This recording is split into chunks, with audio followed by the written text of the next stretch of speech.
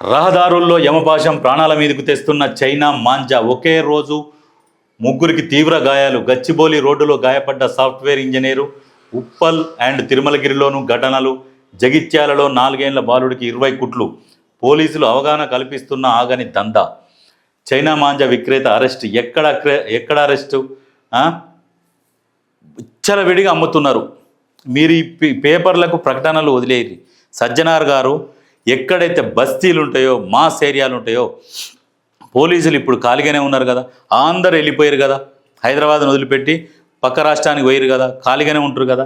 కాబట్టి రోజు ఒక 3-4 రౌండ్లు వేపిరి యథేచ్ఛగా ముందల గట్టి అమ్ముతున్నారు బస్తీలల్లా.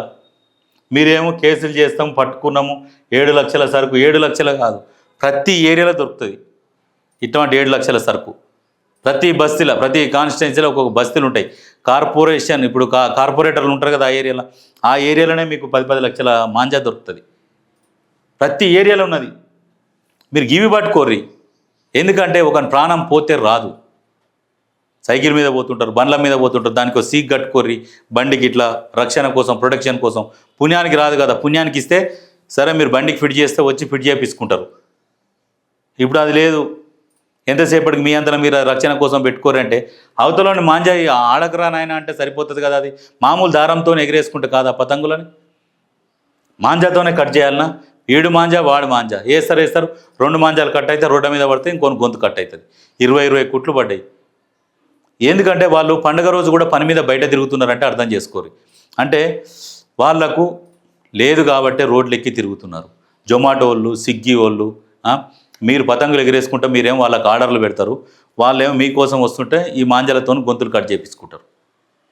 కొంచెం ఆలోచించాలి మనం కూడా. పతంగులు ఎగిరేసే వాళ్ళం కూడా ఒక కుటుంబాన్ని, వాళ్ళ కుటుంబంలో వాళ్ళకి ఇట్లా అయిందనుకో, మనం ఇక్కడ సంతోషంగా ఎగిరేస్తుంటాం. మనము వదిలిన మాంజాతోనే వాళ్ళ గొంతు కట్ అయిందని తెలిస్తే మనం ఎంత బాధపడతాం. కాబట్టి మనం ఎంత సంతోషంగా ఉన్నామో అవతలవాడు కూడా అంతే సంతోషంగా ఉండాలని ఆలోచన చేయరు. పాటలు పెట్టుకోర్రి, డ్యాన్సులు ఆడుర్రి, దుమ్ము చేసుకోర్రి. ఇటువంటి వాటిని కొంచెం దూరం ఉంచి మీరు కూడా, ఎందుకంటే వీళ్ళు పోలీసు వాళ్ళు ఎంత చెప్పినా వీళ్ళు అమ్మేటోళ్ళు అమ్ముతారు, కొనేటోళ్ళు కొంటారు, ఎగిరేసేటోళ్ళు ఎగిరేస్తారు. కాబట్టి ఎగిరేసేటోళ్ళే ఆలోచన చేయరు.